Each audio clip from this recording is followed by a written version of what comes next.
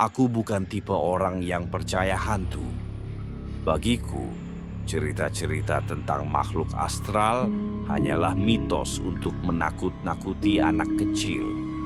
Tapi semua itu berubah pada malam itu. Malam ketika aku melihat kuntilanak di jalan pulang. Hari sudah larut ketika aku selesai lembur di kantor.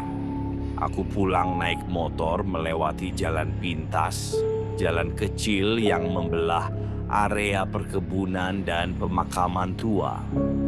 Aku sering melewati jalan ini dan tidak pernah terjadi apa-apa sebelumnya. Tapi malam itu terasa berbeda. Udara dingin menggigit kulitku meski mesin motor panas. Angin berhembus pelan membawa aroma tanah basah yang anehnya bercampur dengan bau bunga melati yang menyengat. Bulan tertutup awan membuat jalanan semakin gelap. Lalu aku melihatnya. Di pinggir jalan, di antara batang-batang pohon pisang, ada sesuatu yang berdiri diam. Kuntilanak. Gaunnya putih panjang, tetapi lusuh dan kotor, dengan beberapa bagian yang tampak robek.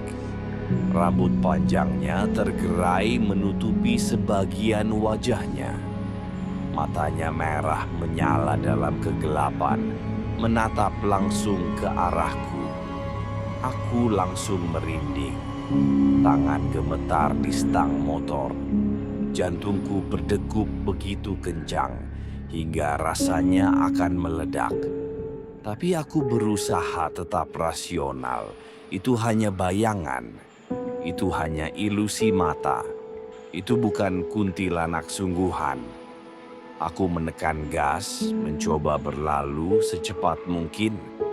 Tapi tepat saat aku melewati sosok itu, kuntilanak itu melayang ke tengah jalan.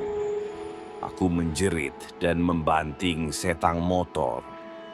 Ban tergelincir di jalanan licin, tubuhku terpental ke pinggir jalan, menghantam tanah dengan keras.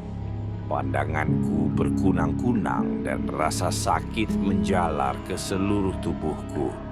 Aku mencoba bangkit, tapi kemudian aku melihatnya lagi. Kuntilanak itu ada di depanku. Kini lebih dekat, aku bisa melihat wajahnya. Kulitnya pucat, bibirnya membiru, dan dari sudut bibirnya mengalir darah, mengering. Matanya menatap tajam dengan tatapan kosong yang menembus jiwaku.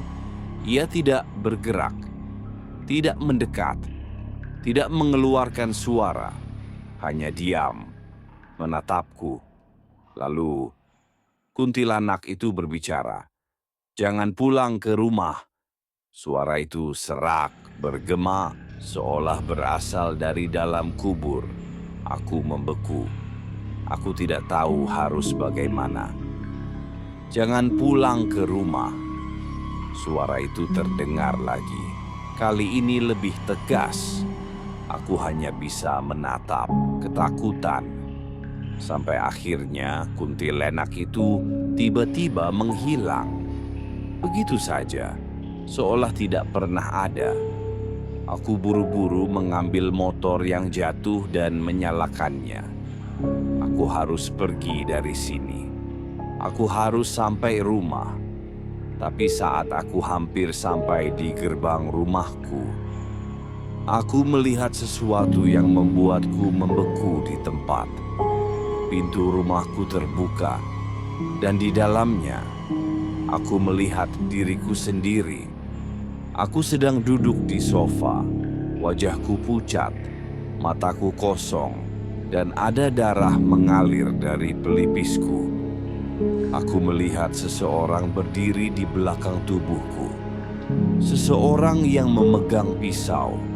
Saat itulah aku sadar. Kuntilanak tadi bukan ingin menakutiku. Ia ingin memperingatkanku. Aku sudah mati.